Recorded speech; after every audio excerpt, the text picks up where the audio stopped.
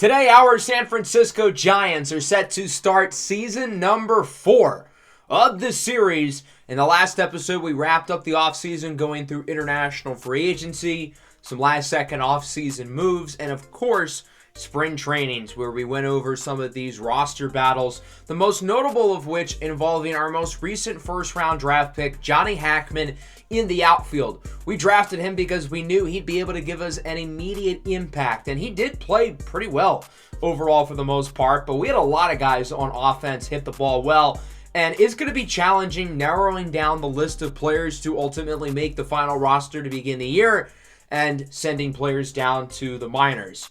Overall, I thought our offense was really good in spring training, and I thought our pitching was not as good. A little bit more up and down. We didn't really have a competition for the rotation per se, but the bullpen certainly had some open spots, and I wanted to see these young guys pitch, and most of them didn't do too well. Fernando Molina is a guy who I had high expectations for. He was really good last year in the spring, but this year that really wasn't the case.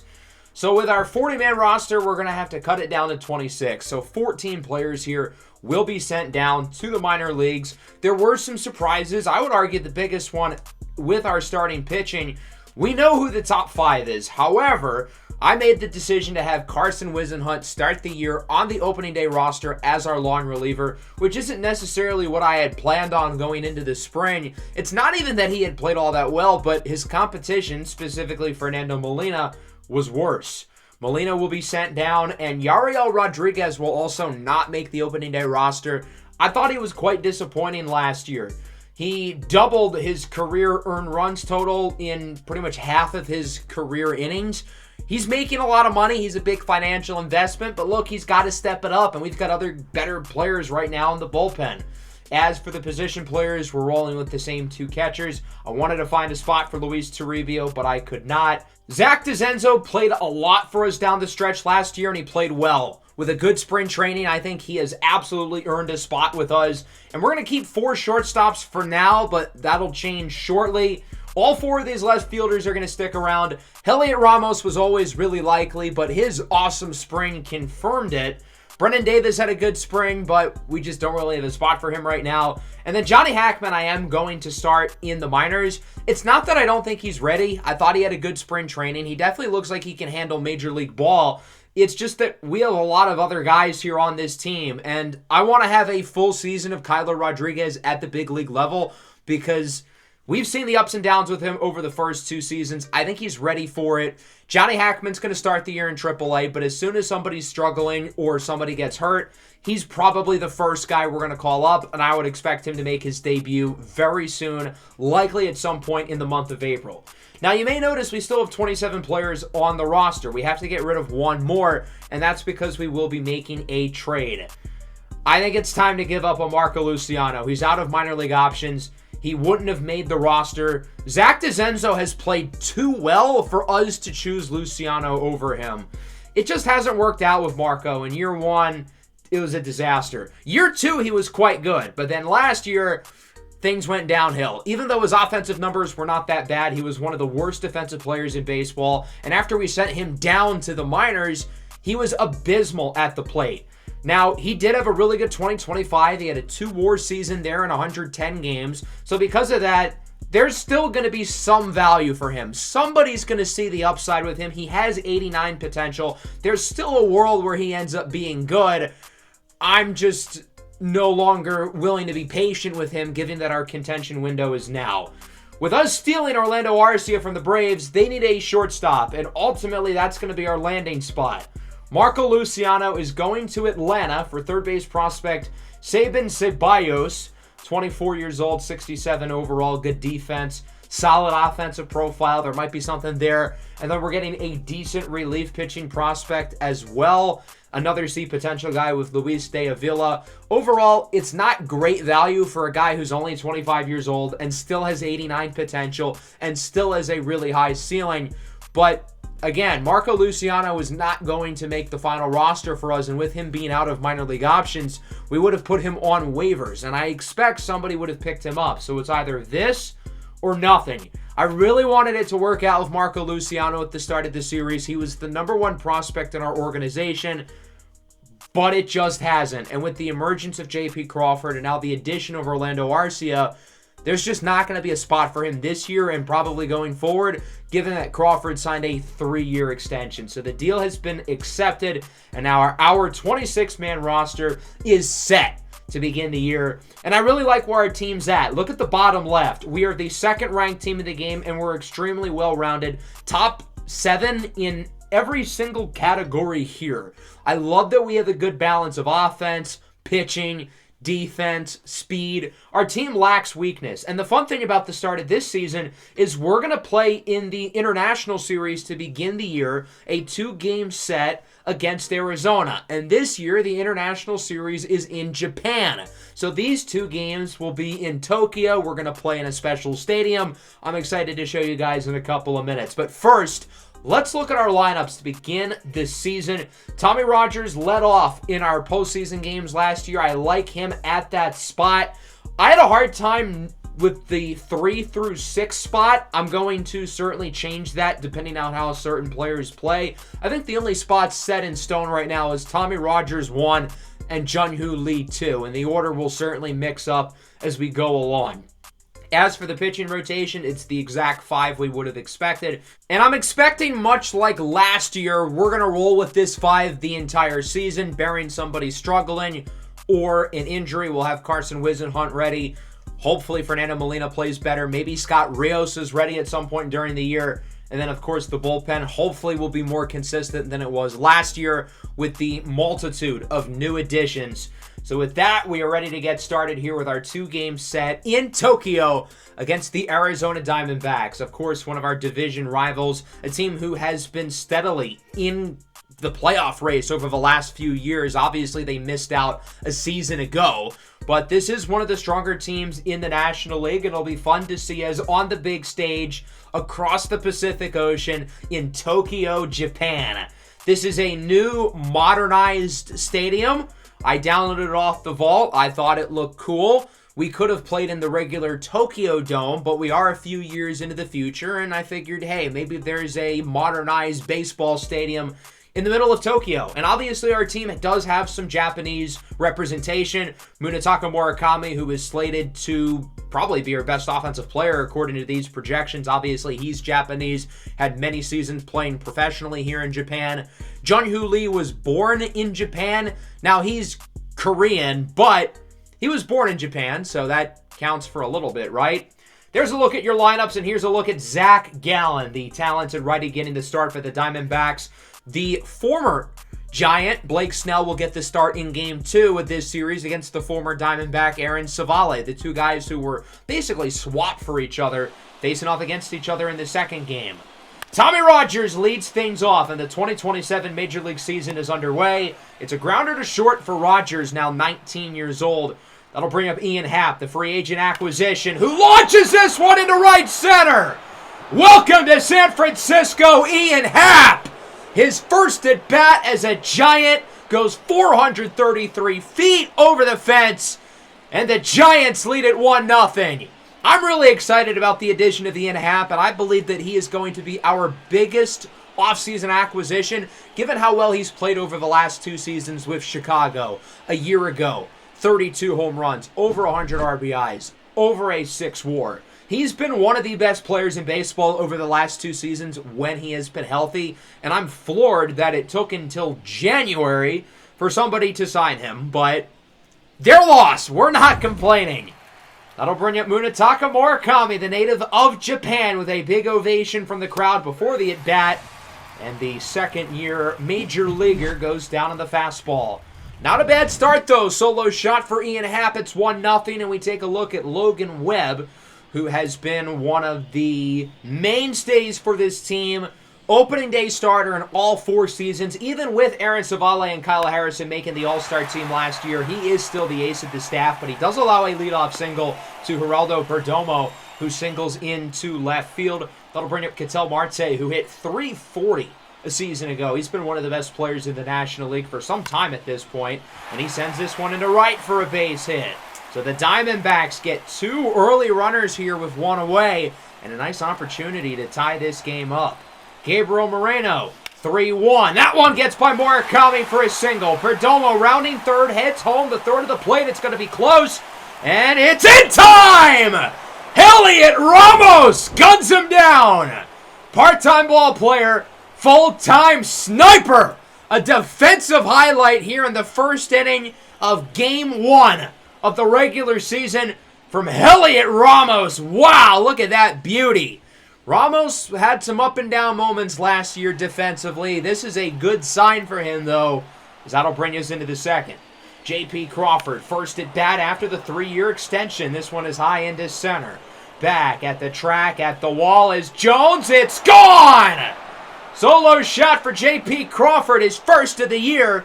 And the Giants add to their lead. It's 2-0. That one goes 4-14. J.P. Crawford has been one of the best players on this offense over the last few seasons. And we paid him as such. And he is right back to business here in Season 4. That'll bring up Stone Garrett, who goes down looking on the outside fastball. Nice pitch there by Gallen, painting the corners. And that'll bring up the catcher, Blake Sabol, who I feel like has more to prove than really anybody on this roster. A lot of expectations this year. And this is a good start! Launches it into left center. That one is gone, and it's 3-0. 471 feet for Blake Sabol. The Giants are putting on a show early, shaking off the rust immediately here in Game 1 of the regular season in Japan. But as I was mentioning with Sabol, I feel like he did not finish last year off strong, didn't perform well in the postseason, didn't perform well in spring training. Hopefully this is a sign of things to come as Elliot Ramos goes down looking. Of course, he had the big defensive play earlier. Orlando Arcia, his first at-bat as a Giant, and he sends this one into the gap looking for extras, and he will waltz into second safely with a double. Orlando Arcia is definitely better than the 9th hitter in this lineup, but I am somebody who believes in the second leadoff hitter idea, and I'd rather somebody like Arcia at the 9 spot to get on base for the top of the order.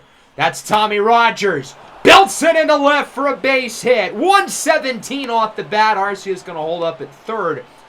The biggest strength of Tommy Rogers' game is exit velocity and how hard he hits the ball. He's right back at it here this year. And now Jung-Hoo Lee hits this one high and deep and a left. Robinson cannot make the play. It's off the wall.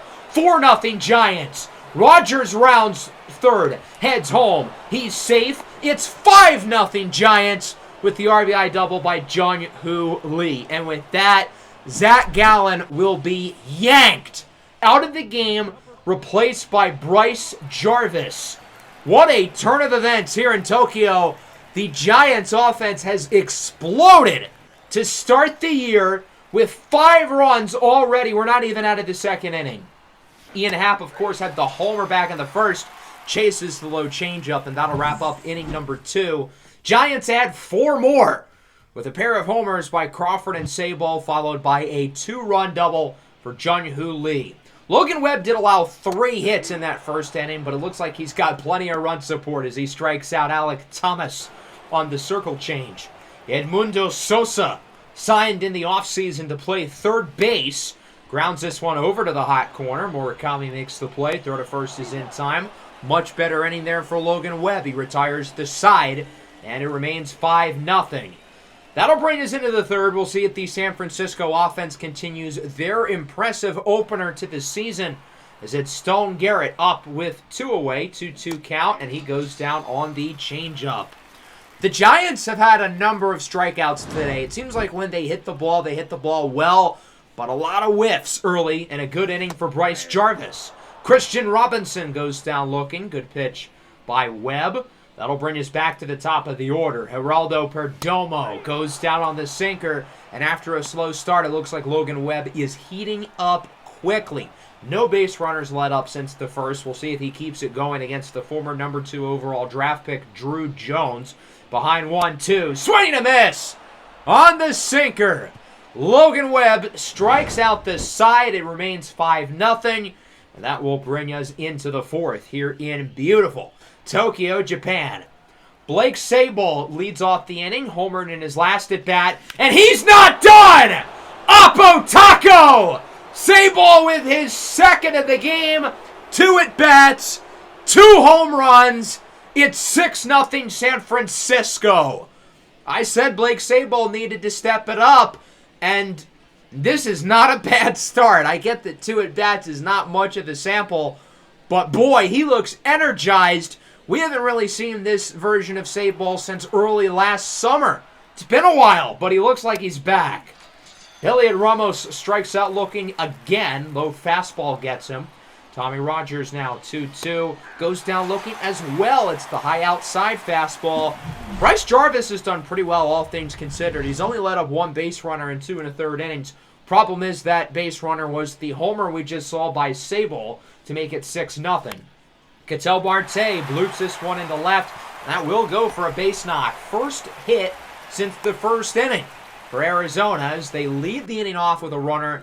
And that brings up the heart of the order. Corbin Carroll, the talented outfielder, sends this one into the opposite field. That one's going to roll to the wall, and Ketel Marte should be able to score. I'm not sure Ramos is going to be able to throw out another runner. Play at the plate is not in time. It was actually closer than I expected.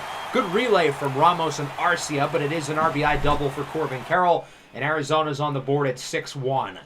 Gabriel Moreno goes down on the slider. The swing and miss stuff from Logan Webb has been really impressive up to this point. Obviously, strikeouts aren't necessarily his game, but he's done it at a high level today.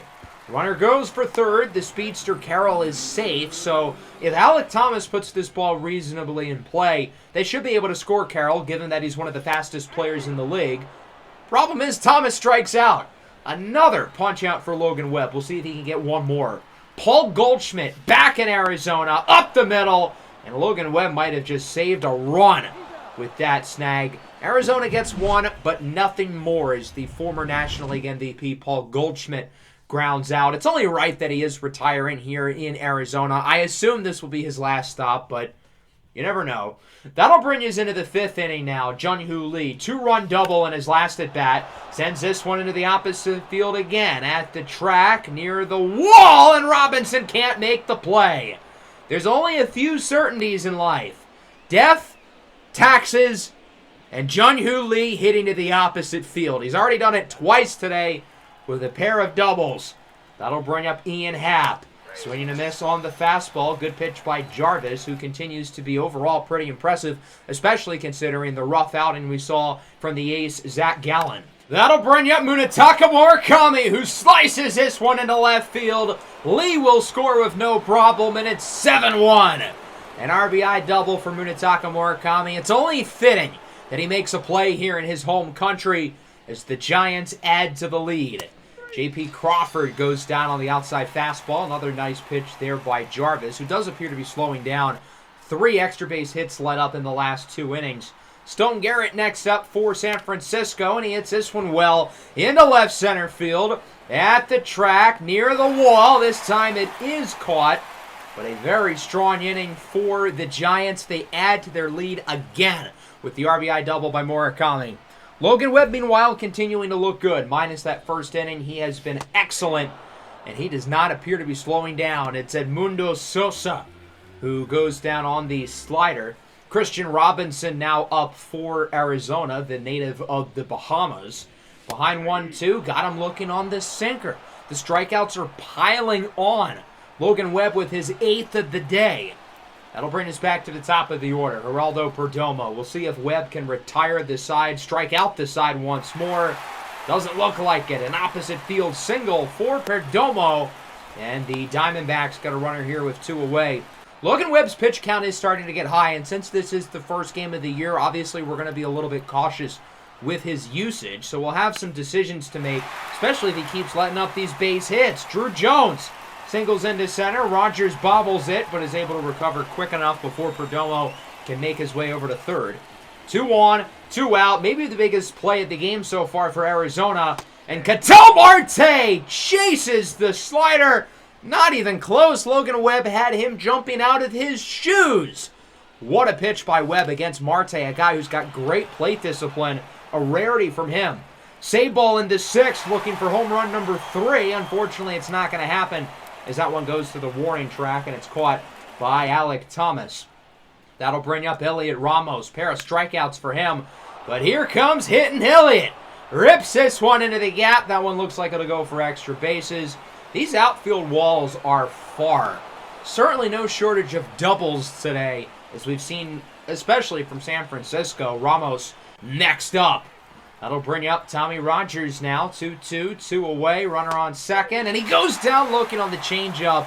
I don't think that was a strike. It looked inside, a little bit low as well. But Rogers does not get the call. Logan Webb remains in the game here in the bottom of the sixth as he takes a shot. Comebacker from Thomas. Murakami with a great play to first, nearly getting the out.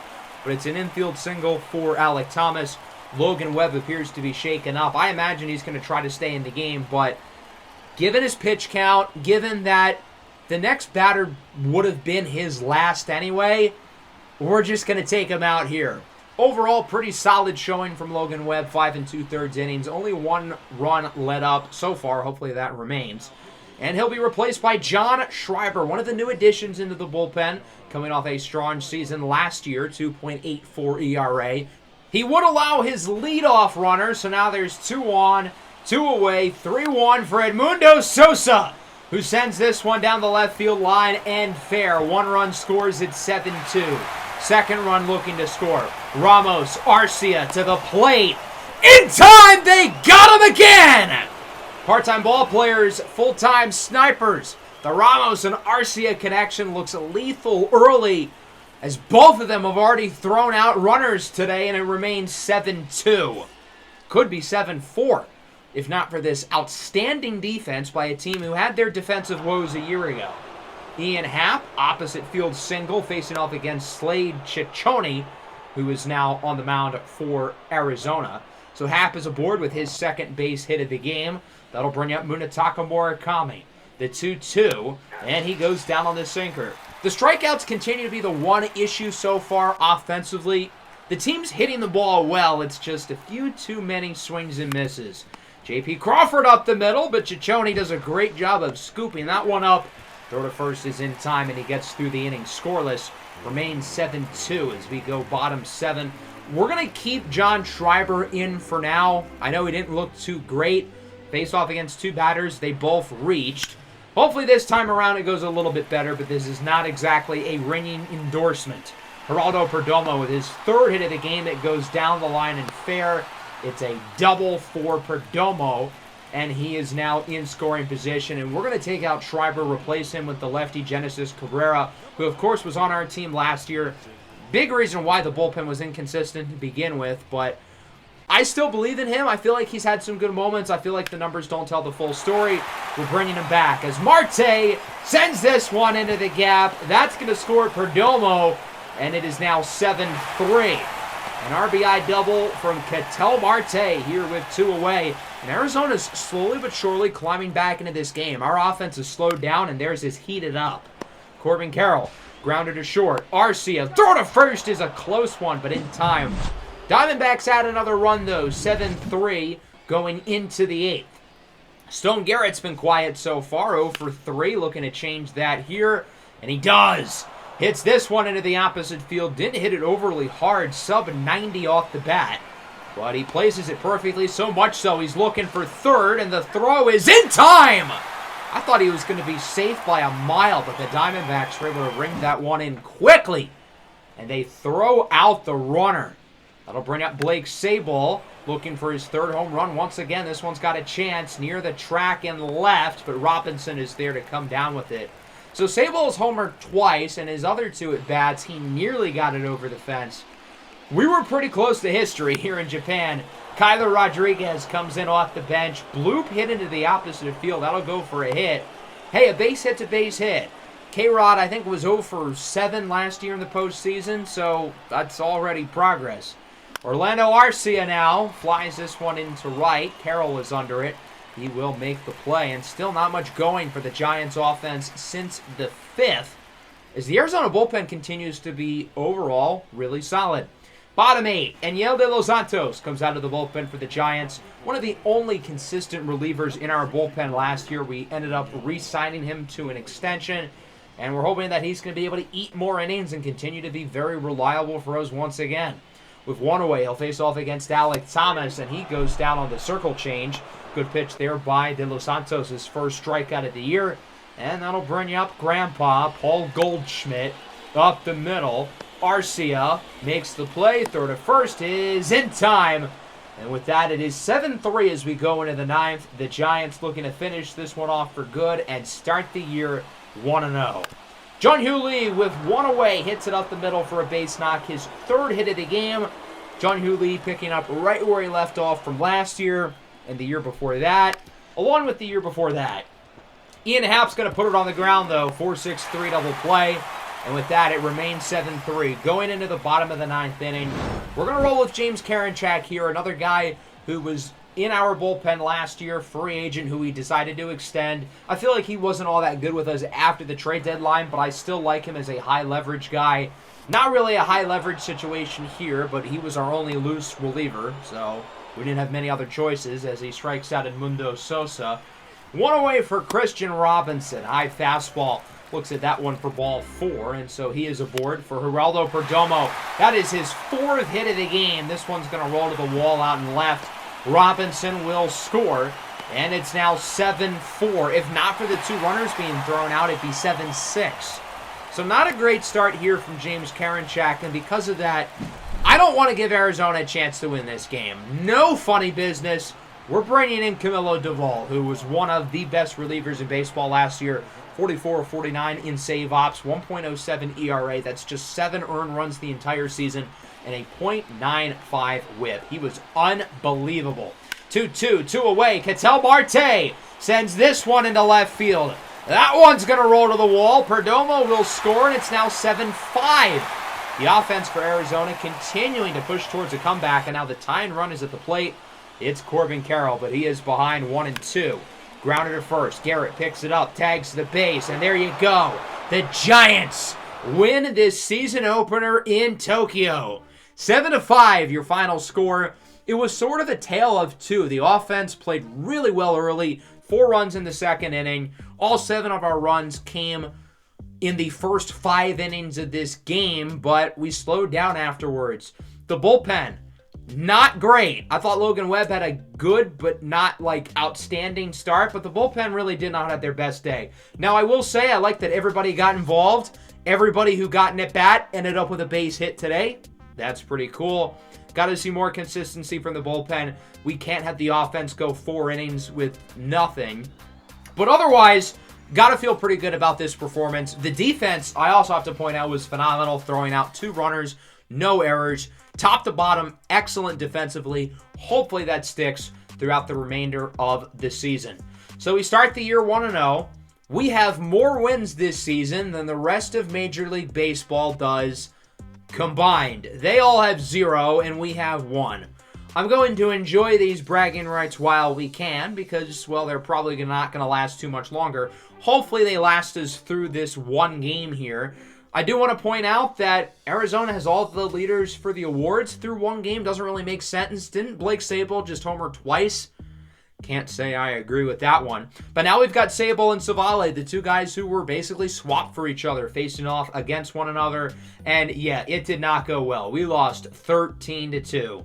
Arizona clubbed the baseball, and Blake Snell was really good. 7 innings, 2 earned runs. Both of those came off of the homer by Stone Garrett. Aaron Savale was not great. He's another guy who I feel like has a lot to prove.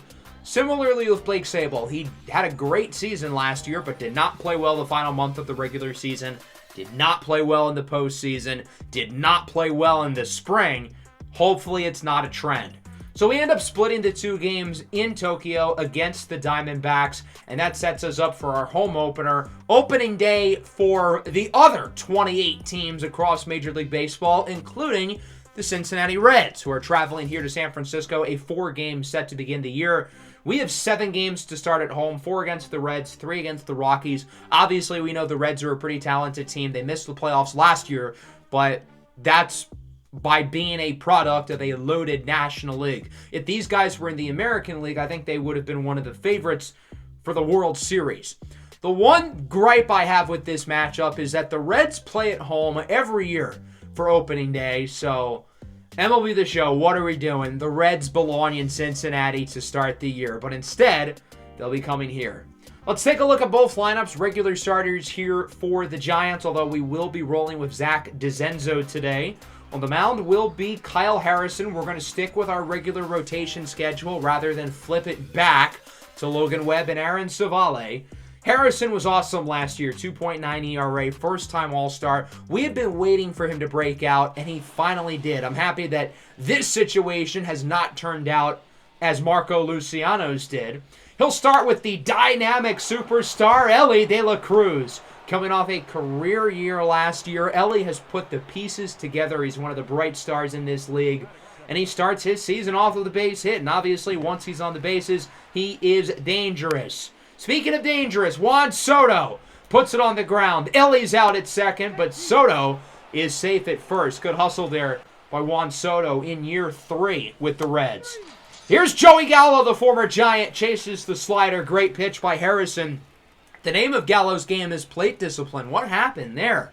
Gallo had a great season with the Cubs a year ago, but not off to a good start here with Cincinnati, his 4th team in 4 years. Tyler Glasnow on the bump for the Reds. He ends up being their opening day starter over Nick Lodolo, Hunter Green, and Sandy Alcantara. The Reds, of course, got Glasnow last year as a smaller part of the 3-team Mike Trout trade with the Dodgers and the Angels as he starts with Tommy Rogers. That's a single for most players, but for Rogers, he is easily into second, standing up with a leadoff double. And the Giants open this one up with a runner aboard. Rogers with his 2nd of the year. That'll bring up Jun-Hoo Lee. Ended up playing well in his birth country of Japan. I wouldn't call it his home country. Again, he's not Japanese. He singles into right, though. Rogers scores with a bad throw. And the Giants are already on the board. Good to see the offense setting the tone as it's 1-0. Ian Happ immediately then puts it on the ground. 4-6-3. Double play. Not what we wanted there. Base is empty now. Full count for Munetaka Murakami. And he chases the 12-6. A filthy pitch by Tyler Glasnow. The consistency with Glasnow's never been there, but the stuff is top tier. TJ Friedel up for the Reds. He's going to go for the bunt. DeZenzo, barehanded throw in time.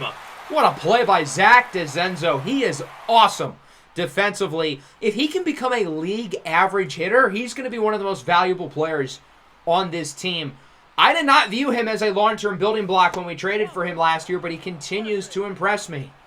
Harrison walks the following batter. That was Matt McClain. Chas McCormick now signed in the offseason from Houston. Grounds it to second. Crawford makes the play. So far, so good for Harrison. That's 2 scoreless. And that'll bring us to the bottom of the 2nd.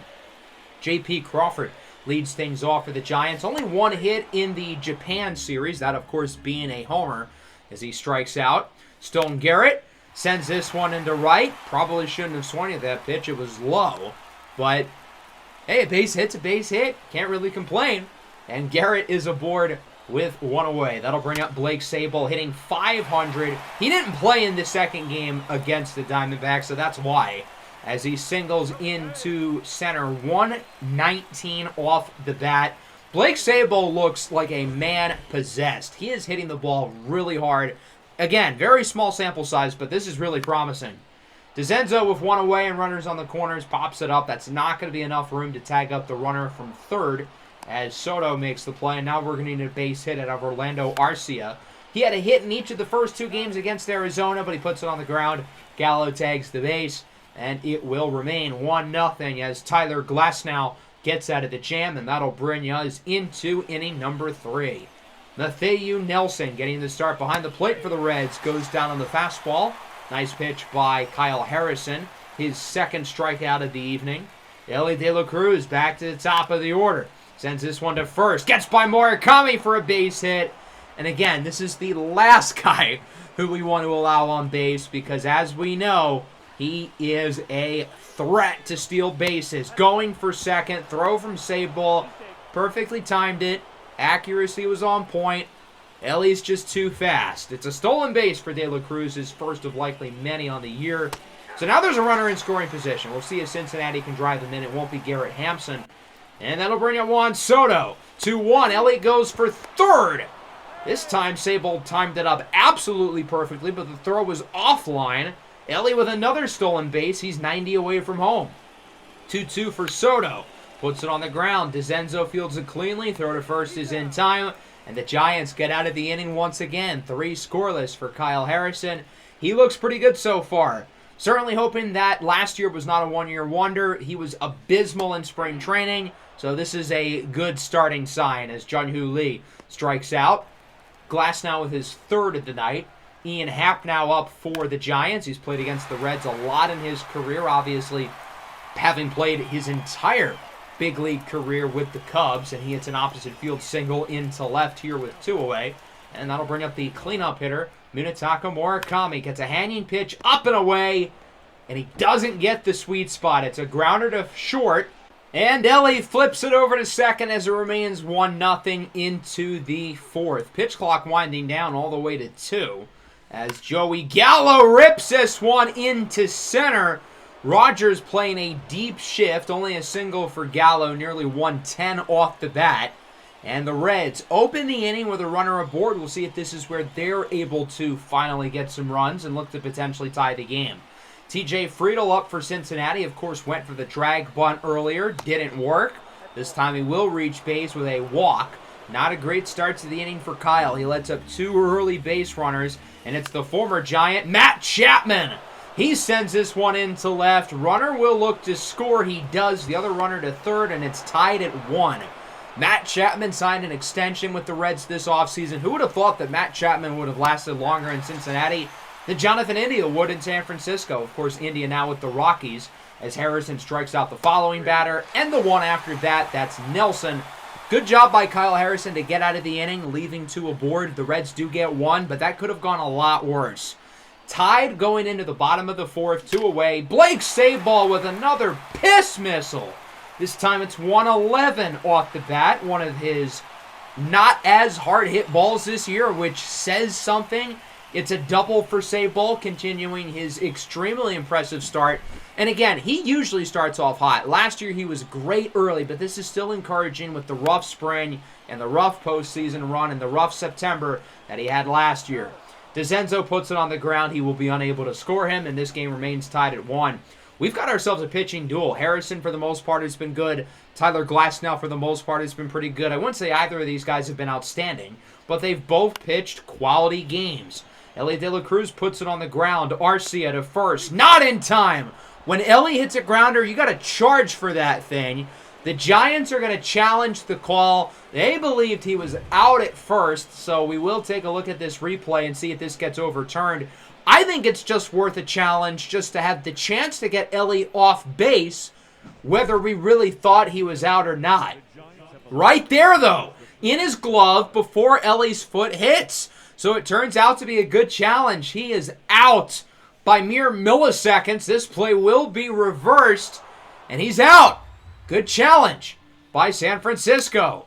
Garrett Hampson sends this one into right for a hit. Garrett Hampson's also really fast. He may not be Ellie, but he's got some wheels himself, and he will look to go for second. Sabol, the throw, certainly not in time. Hampson with a great jump. He's in scoring position with 1 away for one of the most dangerous hitters in all of baseball, Juan Soto. He's 0 for 2, but he's due, right? Over the glove of Crawford, single into right. Hampson will look to score. The throw from Lee is just barely not in time. That was a great throw. But Hampson, again with a perfect jump, beats it by milliseconds, and it's 2-1. Gallo on the ground. It's a 6-4-3 inning-ending double play. Good work there by the infield. But the Reds take the lead with the RBI for Juan Soto, and that'll bring us into the bottom of the 5th. 3-1 count here for Tommy Rogers. He draws a walk. Good at bat for Tommy. The plate discipline was the weakness last year. If he draws walks at an average rate, I think he becomes an all-star. That's the one area of this game that I think he really needs and doesn't currently have. I can live with some of his other weaknesses for the time being, but plate discipline is going to be so important. Good play there at third by Matt Chapman, getting the liner off the bat of Jun-Hoo Lee. Ian Happ now goes down looking on the 12-6. I don't know what he was waiting for. That pitch was golden. Maybe he was expecting a fastball, it would stay high, but that pitch was coming in slow. I don't know what he was waiting for. Ian Happ has great plate discipline, but that was not it. Into the 6th, TJ Friedel with a single. Going into the inning, the idea was that Kyle Harrison would have a leash of one base runner. He has now let up a base runner, and thus he'll be yanked out of the game. Overall, a decent start for Harrison. He looked really good early, slowed down over the last couple of innings. Certainly not his best, but not like some bad performance either. 5 innings, 2 earned so far. Hopefully that sticks, as he will be replaced by Dylan Tate. He pitched in the second game of the Arizona series, did not look too good. I think he allowed 4 runs in an inning and a third. That's not going to do it, partner. Tate's a guy who's been really consistent throughout his career, a guy who I always like in MLB The Show Sim. Hopefully today goes a little bit better than his last game, but that's not a great start. Matt McClain singles into right. 2 on, nobody out for Matt Chapman. He's 1 for 2 so far, and he chases the low slider. A nasty pitch by Dylan Tate. That's going to give him some momentum and confidence. Matthew Nelson now, full count, 2 away, swinging a miss on the sinker. Good work here from Dylan Tate. He gets through the inning. No additional runs scored, and it remains 2-1 as we go into the bottom of the 6th. Tyler Glasnow over the century mark in pitches, has not let up a run since the first as Crawford goes down on the 12-6. Some of these off-speed pitches have just been unhittable tonight. I was really surprised to see Tyler Glasnow as the ace, but so far it's looking like a good choice. Stone Garrett goes down on the fastball. He was expecting off-speed and swung late as a result. Into the 7th, Daniel de los Santos out of the bullpen here for the Giants through a scoreless inning in the Game 1 win against Arizona, as he will face the top of the order. Ellie De La Cruz, 2 for 3, full count, swinging a miss on the circle change. Good job there by De Los Santos. He knows he cannot let Ellie get on with a walk. Got to give him something close to the strike zone, and he does. 2 away for Juan Soto. This one is flown into right. Jun-Hoo Lee tracks it down. He will make the play. Very routine inning for Daniel de los Santos. He retires the side. Got to get something here out of the offense. We have not scored since the first inning. We were awesome at the start of the Arizona game, but since the 5th inning of that matchup, we've scored 3 total runs in like 20 innings. That's not enough. Nick Martinez out of the bullpen here for Cincinnati. He'll face off against Zach DeZenzo to open things up. 0 for 2 so far as he goes down on the 12-6. Good pitch by Martinez for the second out of the inning.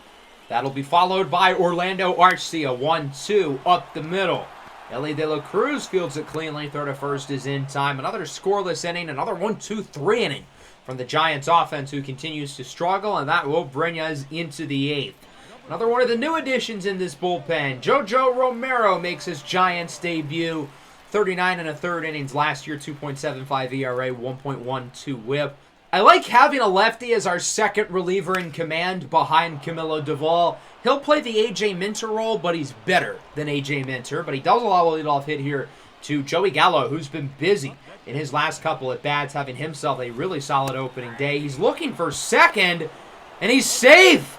Look at the big man grabbing second base. He's in scoring position with nobody out. Reds with a nice opportunity to score here as T.J. Friedl goes down on the slider, lefty on lefty crime, although Friedel's quite a bit better against lefties. He is certainly an exception to the rule. Matt Chapman, another lefty masher, goes down on the fastball, and Romero does well outside of that leadoff hit, and that'll bring us into the bottom of the 8th. Sam Moll out of the bullpen here for Cincinnati. The bullpen is one of the weak spots for this Reds team. I'm surprised they didn't address it more in the offseason. Ian Happ now swinging from the right side of the plate, goes down on the sinker, and Moll retires the side. With the Reds' bullpen being a concern, it's not ideal that our offense has gotten nothing off of these guys, and that'll bring us into the 9th. James Karinchak comes out of the bullpen. He pitched in that first game against the Diamondbacks and has an ERA of 54. That's not good, but realistically, the only way he can go is up. Here's Nelson up the middle. Arcia makes the play. Throw to first is in time. Good defense there by Arcia. I think he's going to give us a little bit more consistency defensively than what J.P. Crawford has at short, as Ellie De La Cruz strikes out. Good inning for Karinchak, and that'll bring us to the bottom of the 9th. We have not scored since the first, but we need at least one to keep the game going. Middle of the order, 4-5-6 coming up against Alexis Diaz, who had a really strong season last year. 41 of 45 in save ops, 2.78 ERA, 1.42 whip. I will say, though, I feel like whenever I play against Alexis Diaz, I mash off of him. And this goes back to last year in the Marlins series. So, if I was the Reds, I'd be a little bit concerned, especially as he lets up a leadoff single to Munetaka Murakami in the opposite field. Tying run is aboard. J.P. Crawford gets plunked. The winning run is aboard with nobody out. And we're going to replace him with Liover Peguero, the speedster, who becomes the winning run. 2-1, nobody out. We cannot screw this up. At the very least, we have to tie the game, but we can win it. Not a good start, though. Stone Garrett pops it up. There's one. That'll bring us to the number 7 hitter. That being Blake Sable. He's had a nice day, 2 for 3. One of the best clutch hitters in the league. 99 clutch rating. But he pops it up into foul territory. It's caught by Chapman, and this game will come down to its final out, specifically its final strike. And we are going to stick with Zach DeZenzo. Full count, 2 away, game on the line. Bloops it into right, base hit! Run will score, and we are tied at 2. He 1,000% should not have swung at that. It would have gone for a walk, but I am not complaining. Zach DeZenzo is lucky to have tied the game, but he does it. We're knotted up at 2, and Peguero, the winning run, is at 3rd. Orlando Arcia can win it. He hits it high and barely, actually not really deep. It is caught, and we are going to extras. Zach DeZenzo keeps it alive with the Giants down to their final strike. We want to win this game like pronto. There's no reason to drag it out. So Camilo Duvall will come in, even though it's not a save situation. We want him to shut the door for us now. One problem, though. Look who's on base for the Reds. It's Ellie De La Cruz. He advances to 3rd with the ground out by Hampson. If Juan Soto puts the ball in play, he's probably scoring. Soto definitely puts it in play. This one goes into triples alley. He's thinking at least 2, maybe 3. Rogers gets to it as quick as possible. Soto rounds 2nd, heads to 3rd. Throw from Peguero is not in time. It's an RBI triple for Juan Soto, and the Reds lead it 3-2. When Soto was rounding 2nd for 3rd, I laughed in my head. I thought we had him by a mile, and we did everything right. It was a good throw, but I guess I underestimated Juan Soto's speed. We'll see if they can drive him in. Gallo checks his swing, did not go around. Lucky that the at-bat continues. 2-2. Swing and a miss! Chases the low slider. Still got to get this one more out, though. I do not like our chances scoring 2 runs. I can survive down 1 as Friedel strikes out. Duvall gets through the inning. He only lets up the 1 run, and we'll see if the Reds can shut the door. They're going to bring Matt Barnes, the veteran righty, in to finish off the job. Fantastic season last year. He really should have been their closer, at least today. 1.54 ERA, 0.93 whip a season ago. Now again, we do have the runner on second base, that being Orlando Arcia, not quite as fast as Ellie. Rogers grounds it out to 1st. There's 1, but we've got our best offensive players due up. I don't know if there's anybody that I'd rather have than Jun-Hoo Lee, followed by Ian Happ. The problem is Jun-Hoo Lee chases the high fastball. He expected off speed all the way. He thought that was going to curve down. He was going to time it up perfectly.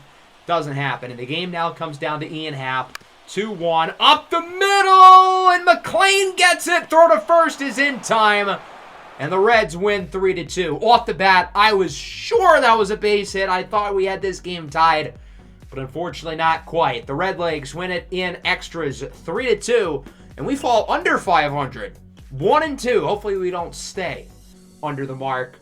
I think the offense is to blame here. We really didn't hit the ball well. We had a good 9th inning. We were clutch. We were a little bit lucky as well with the RBI by DeZenzo. But we were not good towards the middle of the game. And with the leadoff runner at 2nd, we still couldn't drive them in. I thought the pitching was solid. Kyle Harrison was okay. The bullpen was pretty good. It wasn't some great pitching outing, but it should have been enough to win the game. Unfortunately, it was not. So we're going to simulate the rest of this Red series, the next 3 games there, along with 3 against the Rockies. And we're going to hop into this very next game against Cincinnati. We're trailing 5-4, bottom 8, 2 on, 1 away for one of the most clutch players on this team, J.P. Crawford. And he lines this one into right. That goes for a hit. We're going to hold Ian Happ at 3rd. I think he would have been out. There's one problem, though. The bases are loaded. That doesn't bode well for us, as Stone Garrett immediately puts it on the ground. 6-4-3 double play. Left him loaded. What a surprise. This team still has no clutch gene. Bottom 9 will get another chance. Heliot Ramos reaches off of a walk against the Legs' Diaz. We're hoping he can blow another save as he faces off against Darcia with one away.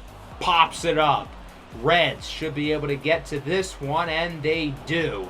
Diaz looking a lot better than he did in his last game, as that'll bring us to the top of the order. Rogers 0 for 4. Rough day in the office for the 19-year-old.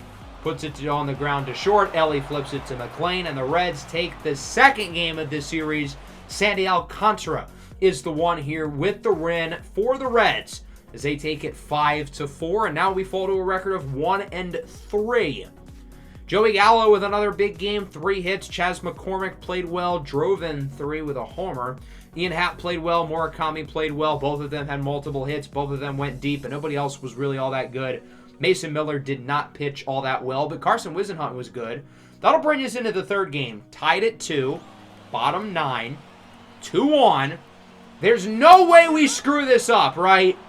Well, Orlando Arcia strikes out, so we're not off to a promising start, facing off against Connor Phillips on the mound. Rogers having a better day, 2 for 4. Behind 0-1, lines it to second. McLean, what a play! Throw to first is in time. Matt McLean may have just saved the game for the Reds. And for the second time in this series already, we are headed to extra innings. Let's pop into the 10th. The Reds would get Ellie on off of a walk. 2 on, 1 away. Juan Soto got him looking.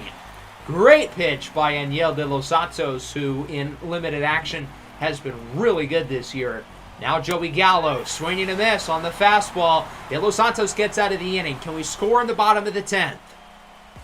No. But the Reds would not score in the top of the 11th. So it's tied, bottom 11, 2 on, 2 outs. Kyler Rodriguez, he is 1 for 1 this year, and he strikes out. Both offenses are laying the bed here in these extra innings. Through the 10th and the 11th, neither team has scored yet. Our offense has been gifted 2 opportunities to win this game on a silver platter, and we have come up short both times. Let's see if the pitching can hold up again into the top of the 12th.